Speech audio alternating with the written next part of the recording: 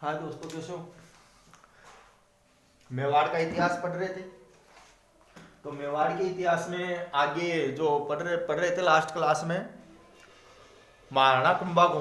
तो देखो, महाराणा कुंभा को अगर लास्ट जीवन की बात करें कि लास्ट जीवन के समय क्या स्थिति थी, तो देखो, कुंभा को अंतिम समय में उन्माद रोग हो गया था।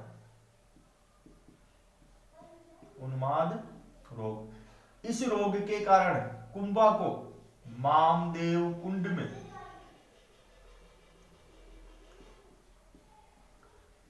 जंजीरों से बांध कर रखते थे।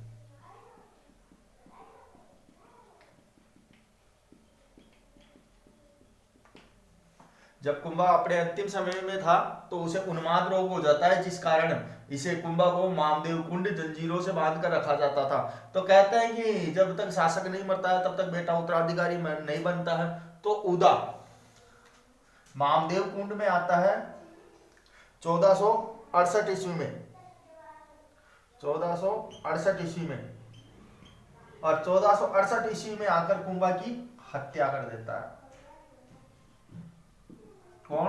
उदा। तो ध्यान रखना कि कुछ समय के लिए उदा शासक बनता है मेवाड़ का। तो वो बनता है आपके 1468 ईस्वी से लेकर 1471 ईस्वी तक। क्यों? क्योंकि 1471 के अंतर्गत कहते हैं कि इसके ऊपर बिजली गिरने से इसकी मौत हो जाती है। अब कुंभा का जो दूसरा पुत्र था वो था रायमल, और उदा की मृत्यु के बाद में मेवाड़ का जो शासक बनता है 1471 ईस्वी में, वो बनता है रायमल।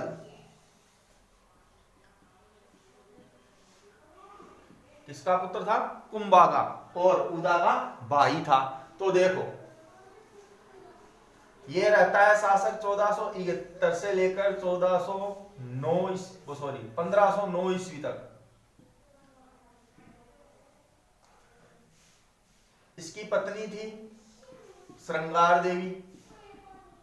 अगर याद हो तो आवड़ बावड़ की संधि हुई थी, और आवड़ बावड़ की संधि कुंभा और रावजोधा के मध्य हुई थी, जिसके अंतर्गत कुंभा के बड़े पुत्र रायमल का विवाह रावजोधा की पुत्री श्रृंगार देवी के साथ में होगा। तो ध्यान रखना, ये कौन थी? रावजोधा की पुत्री। जोधा की पुत्री। अब रावजोधा की पुत्री से इसे पुत्र प्राप्त होते हैं। सबसे बड़ा पुत्र था इसका पृथ्वीराज सिसोदिया।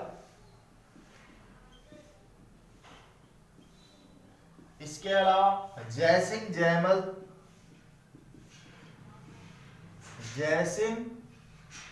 जयमल, और संग्राम सिंह।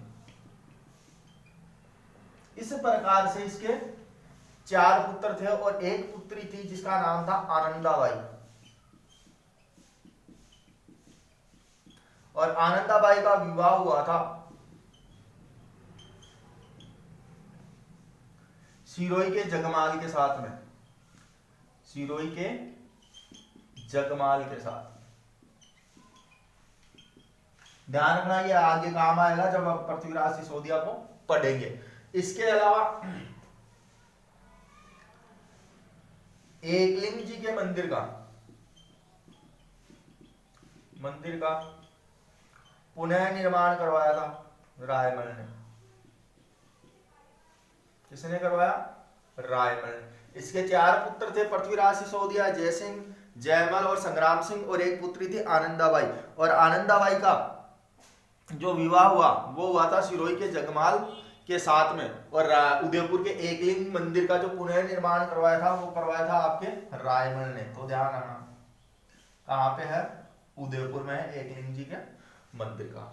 अब इसके बाद में बात करते हैं, तो भाई देखो, इसी के समय कहते हैं कि इनके रायमल के जो पुत्र थे उन पुत्रों में उत्तराधिकारी को लेकर विवाद हो गया, जिसके अंतर्गत पृथ्वीराज सिसोदिया तो क्या चाहता था कि भाई मैं शासक बनूं, जिसमें ये 3 भाई तो एक तरफ थे, कहते हैं कि संग्राम सिंह अकेला था। तो रायमल के 4 पुत्रों में इसी के शासनकाल के समय उत्तराधिकारी विवाद चालू हो गया था। अब उत्तराधिकारी विवाद चालू हुआ तो कुछ घटनाएं हैं, जिसके अंतर्गत कहते हैं कि पृथ्वीराज सिसोदिया ने ही अपने भाई संग्राम सिंह की आंख फोड़ी थी, या प्रथम जो घाव दिया था संग्राम सिंह को वो पृथ्वीराज सिसोदिया ने ही दिया था। तो देखो पृथ्वीराज सिसोदिया के बारे में भी जान लेते हैं। अभी तक शासक है वो कौन है, रायमली है, लेकिन उसके पुत्र के बारे में पढ़ रहे हैं, पृथ्वीराज सिसोदिया। पृथ्वीराज सिसोदिया और संग्राम सिंह के बीच में लेकिन छुटमुट घटनाएं होती रहती थी उत्तराधिकारी विवाद के लिए, जिसके अंतर्गत एक कहते हैं कि जब अजमेर में गए थे तो उस समय जब ये लड़ने लगे थे तो उस समय तो कहते हैं कि किसी छुड़वा दिया गया था इनको, लेकिन उसके बाद में कहते हैं कि वहां पे एमपी में कोई माता जी थी तो वहां पे पूजा करवाने गए थे। अब पूजा करवाने गए तो कहते हैं कि जब वो गुफा के मुंह पे पहुंचे ये गुफा में, तो कहते हैं गुफा में जो पृथ्वीराज सिसोदिया गया सर्वप्रथम तो उसने वहां पे खाट देखी और उस खाट पे जाके बैठ गया।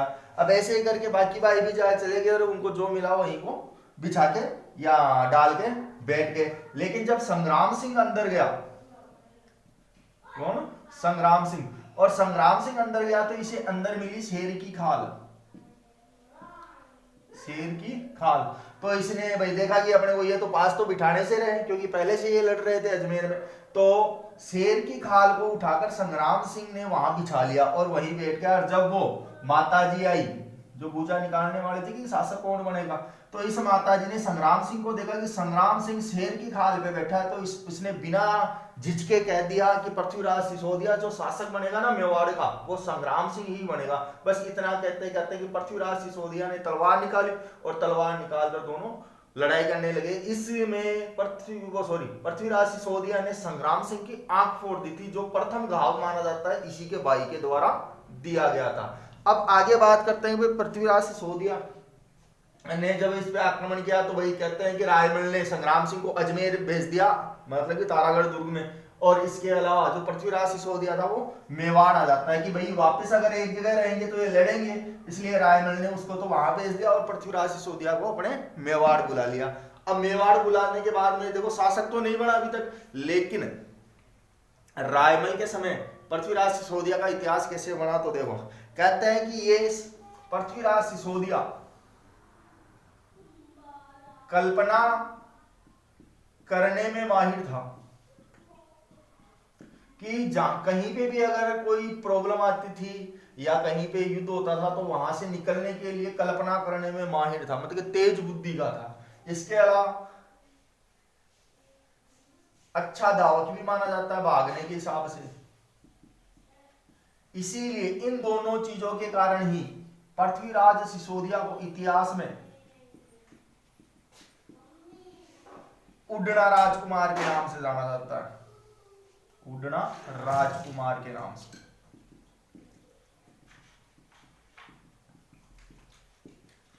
किन दो कारणों से, एक तो ये कि भाई ये कल्पना करने में माहिर था, तेज था, तीक्ष्ण बुद्धि का था, दूसरा ये भागने में भी तेज था, मतलब कि अच्छा धावक था। इसी कारण इसे इतिहास में पृथ्वीराज सिसोदिया को उडना राजकुमार के नाम से जाना जाता है। तो देखो इसकी पत्नी थी तारा देवी, तो तारा देवी के नाम पे ही इसने तारा जो अजमेर दुर्ग था उसका नाम तारागढ़ रखा, अजमेरू दुर्ग का नाम तारागढ़ रखा था।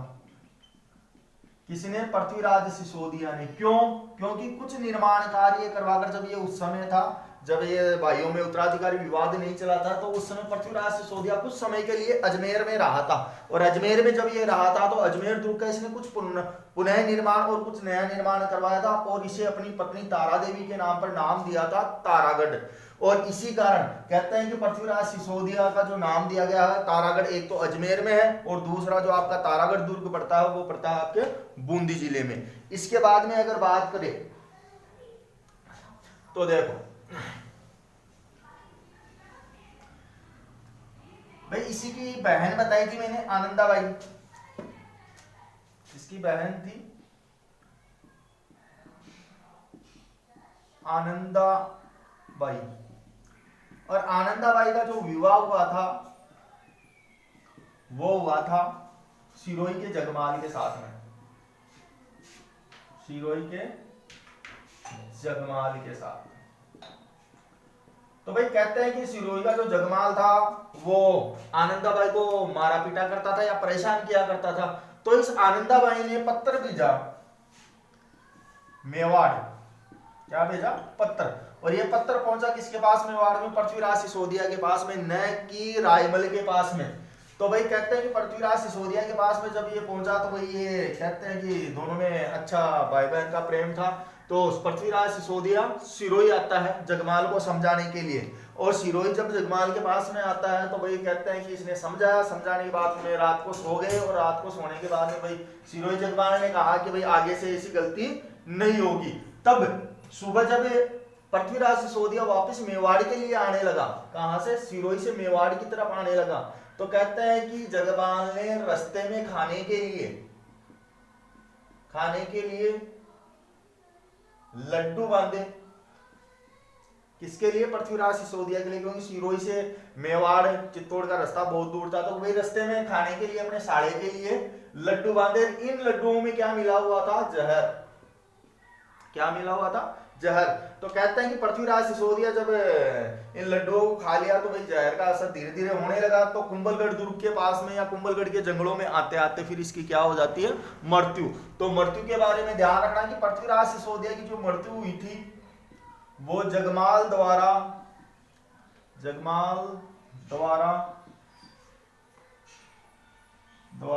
बांधे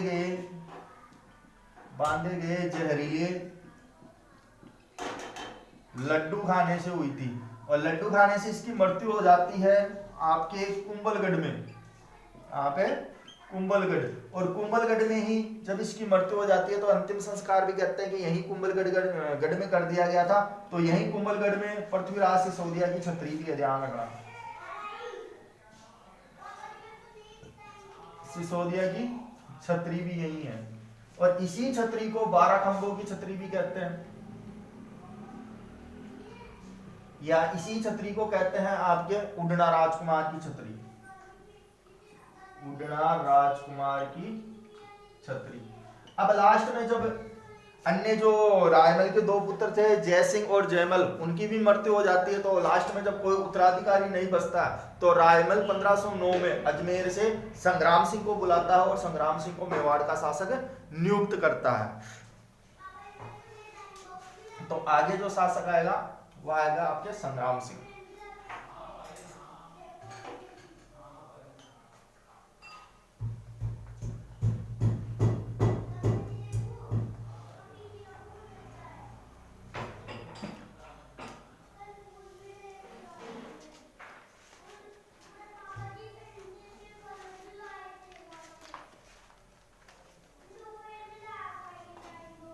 तो देखो नेक्स्ट आता है संग्राम सिंह। तो शासक बना 1509 में, जब पृथ्वीराज सिसोदिया की मृत्यु हो जाती है। और मृत्यु होने के बाद में जब कोई उत्तराधिकारी नहीं बचता है तो रायमल संग्राम सिंह को अजमेर तारागढ़ से बुलाता है और मेवाड़ का शासक नियुक्त करता है, जो 1528 तक शासक बना रहता है। 1509 में बनता है, 1528 में इसकी मृत्यु हो जाती है। तो देखो इसके पिता थे रायमल और माता थी श्रृंगार देवी।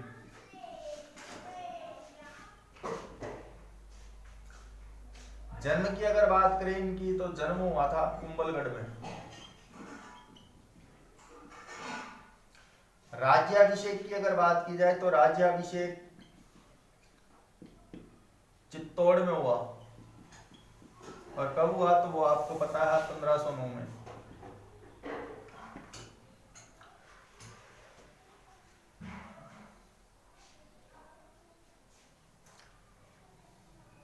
प्रथम जो उपाधि रही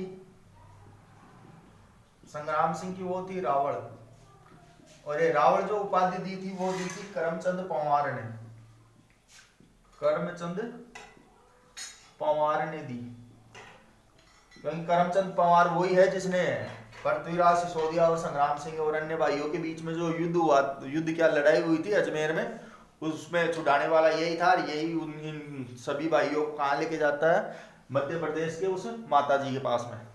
तो देखो जो संग्राम सिंह था, इस संग्राम सिंह के शरीर पर कुल घाव थे 80, कुल घाव 80 जो युद्धों के दौरान दिए गए थे। प्रथम जो घाव दिया था, प्रथम घाव पृथ्वीराज सिसोदिया ने दिया। ध्यान रखना इस चीज का कि संग्राम सिंह के शरीर पर जो प्रथम घाव दिया था वो इसी के भाई पृथ्वीराज सिसोदिया ने दिया था। अब इसके बाद में देखो कुछ प्रमुख अभियान थे संग्राम सिंह के, जिनके अंतर्गत ये विजय भी रहा था।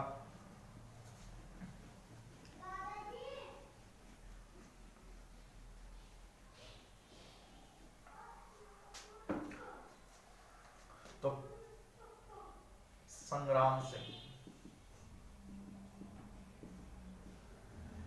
इतिहास में राणा सांगा के नाम से प्रसिद्ध है। इतिहास में किस नाम से? राणा सांगा। तो देखो प्रमुख अभियान, प्रमुख सैनिक अभियान,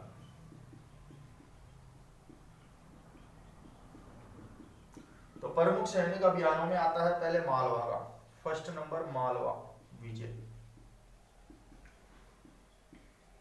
तो देखो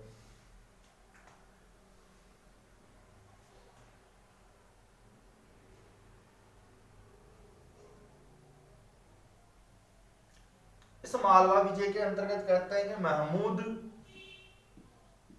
खिलजी को परास्त किया।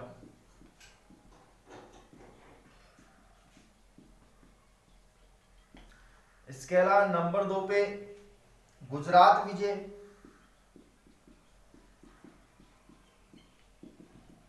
और गुजरात विजय के अंतर्गत कहते हैं कि मुजफ्फर शाह को पराजित किया।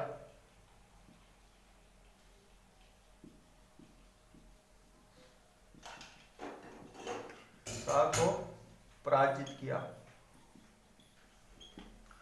तो ध्यान रखना मालवा विजय में, इसमें दोनों में मेदिनी राय ने संग्राम सिंह का सहयोग किया था, जो कि संग्राम सिंह का सामंत हुआ करता था। इसके बाद में नंबर 3 आता है खातौली का युद्ध।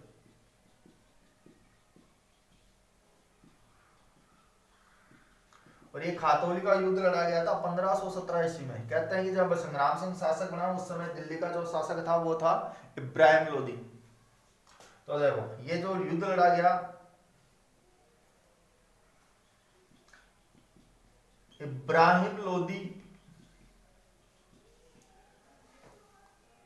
को हराया।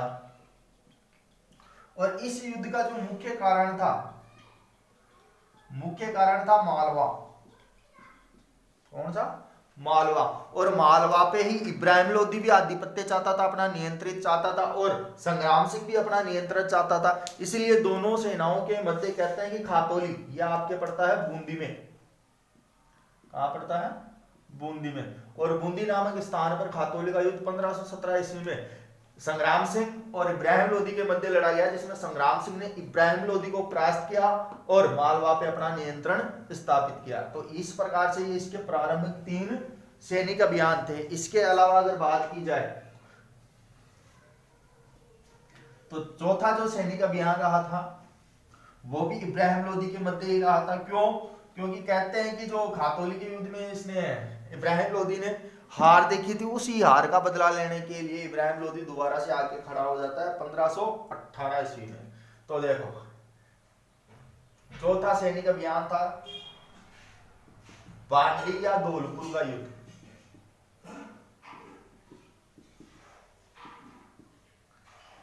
यह लड़ा गया था 1518 ईस्वी में। कहां पे? धौलपुर, बांडी नदी के किनारे। इस युद्ध में इब्राहिम लोदी को पुनः परास्त किया। अब पुनः परास्त किया तो भाई ध्यान रखना कि इब्राहिम लोदी जो फर्स्ट जो खातौली का युद्ध 1517 ईस्वी में लड़ा गया था, उसी का बदला लेने के लिए मियां माकन के नेतृत्व में सेना भेजता है और उसी को हरा देता है संग्राम सिंह। तो इस प्रकार से इब्राहिम लोदी की पुनः परास्त होता है। कौन से युद्ध में? बांडी या धौलपुर के युद्ध में, जो 1518 ईस्वी में लड़ा गया था। अब इसके बाद में देखोगे आप तो नंबर 5 था गागरोन, इसी को कहते हैं झालावाड़ का युद्ध।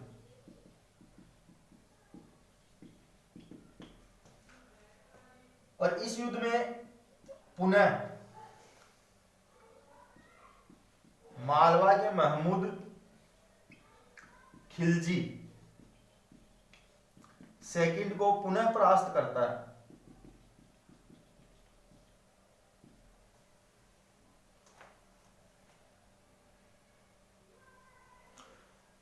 जो मालवा का शासक था महमूद खिलजी, वो पुनः आक्रमण करता है। लेकिन इस युद्ध में ध्यान रखना कि गुजरात और मालवा, गुजरात व मालवा शासकों ने संयुक्त आक्रमण किया था सांगा पे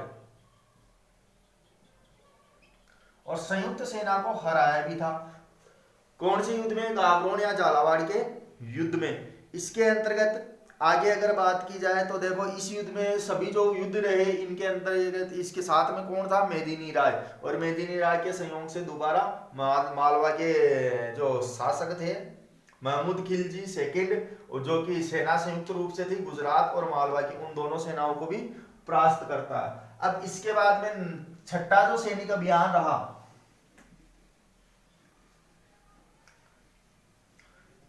उसके बारे में चर्चा करते हैं। तो देखो दिल्ली में था इब्राहिम लोदी। कौन था? इब्राहिम लोदी। मेवाड़ में संग्राम सिंह है आपके। अब बात करते हैं दिल्ली। तो दिल्ली का जो शासक था वो था इब्राहिम लोदी, और इब्राहिम लोदी के चाचा का नाम था दौलत खां लोदी, और इसी का भतीजा बताया जाता है आलम खां। किसको? आलम खां को।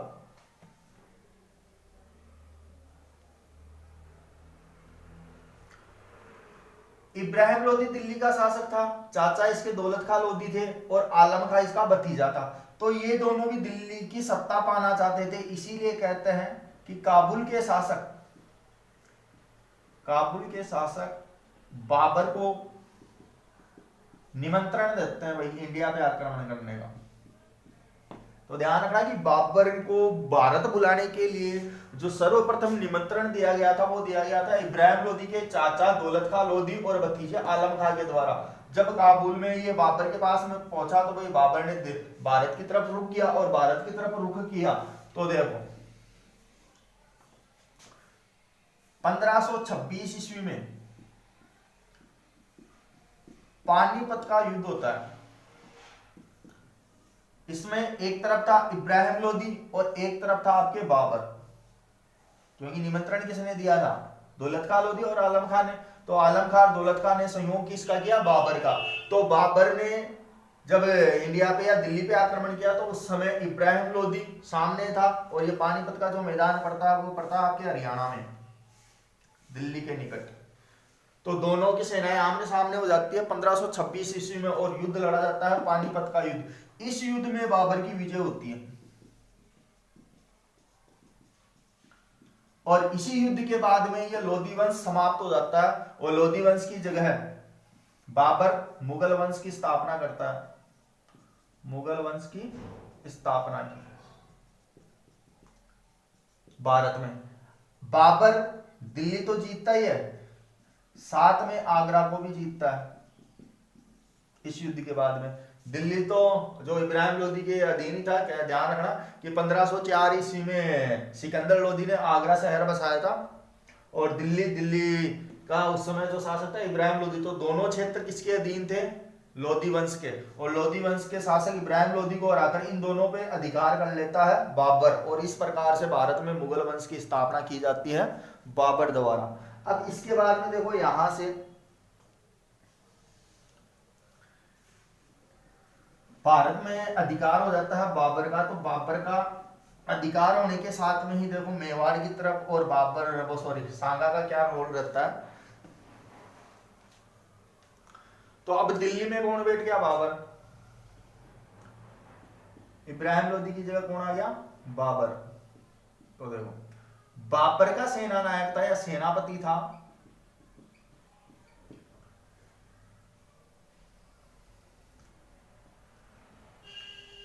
ये क्या करता है कि जो संग्राम सिंह के क्षेत्र में आता था बयाना भरतपुर, बयाना किसके अधीन था? संग्राम सिंह के अधीन। तो ये सेनापति आक्रमण कर देता है बयाना पर और बयाना को अपने अधिकार में ले लेता या कब्जा कर लेता। जब इस बात का पता संग्राम सिंह को लगता है तो संग्राम सिंह सेना लेके आ जाता है। तो देखो इसी कारण बयाना का युद्ध भरतपुर में लड़ा जाता है 1527 ईस्वी में बाबर और संग्राम सिंह की सेनाओं के मध्य। तो भाई सेनापति ने जब जो अधिकार किया था बयाना पे, वो ही मुख्य कारण क्या बनता है बयाना के युद्ध का। और इस युद्ध में सांगा विजय होता है। सांगा कह लो या संग्राम सिंह कह लो, एक ही बात है। तो सांगा विजय हो जाता है। और इस बात का पता जब बाबर को लगता है तो बाबर 1 महीने बाद ही 17 मार्च 1527 ईस्वी को सेना लेके आके खड़ा हो जाता है। बयाना के युद्ध में जब पता लगता है कि मेरी सेना को राजस्थान के संग्राम सिंह ने हरा दिया है, तो देखो 17 मार्च 1527 ईस्वी को संग्राम सिंह और बाबर की सेनाएं आमने सामने हो जाती है और युद्ध का नाम होता है खानवा का युद्ध। खानवा का युद्ध। और इस युद्ध में संग्राम सिंह घायल हो जाता है। इस युद्ध में संग्राम सिंह घायल हो जाता है।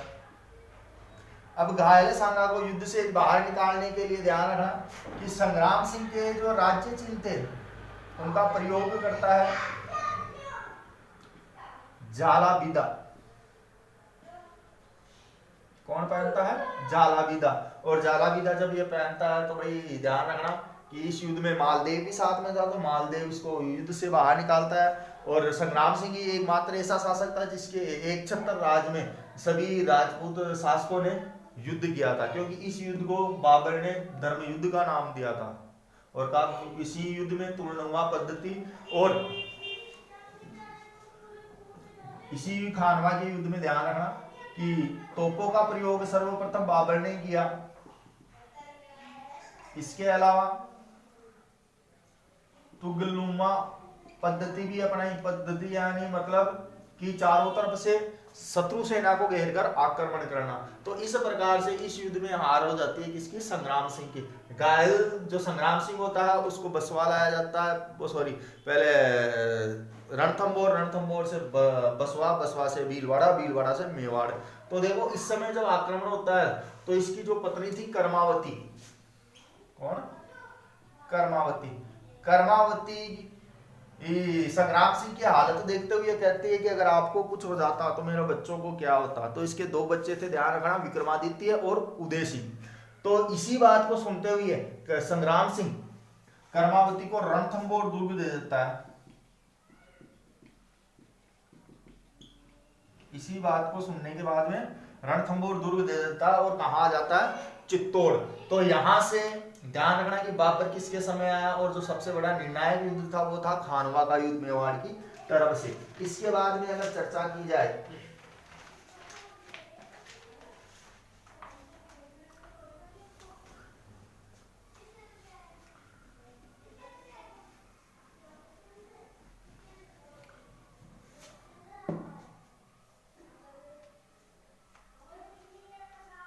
तो खानवा युद्ध में जब घायल हो जाता है तो वापस कुछ दिनों बाद में संग्राम सिंह ठीक हो जाता है और वापस से आक्रमण करने की योजना बनाता है। किस पे? बाबर पे। किस पे आक्रमण करना चाहता है? बाबर पे। तो आक्रमण करने के लिए ध्यान रखना कि मेदिनी राय की सहायता लेता है। की सहायता से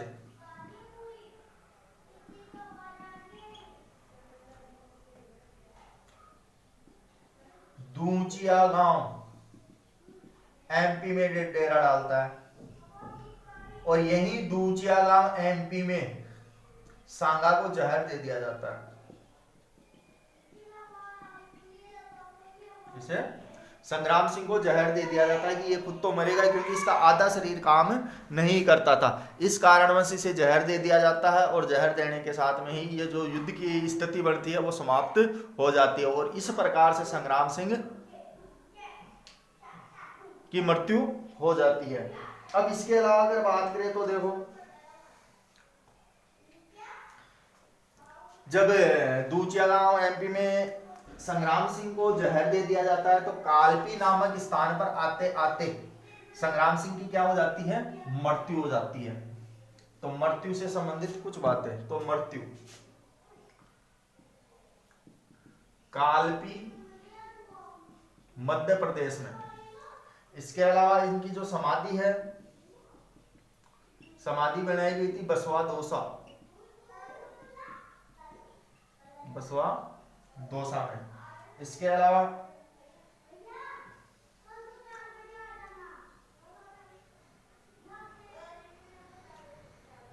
इसके जो पुत्र थे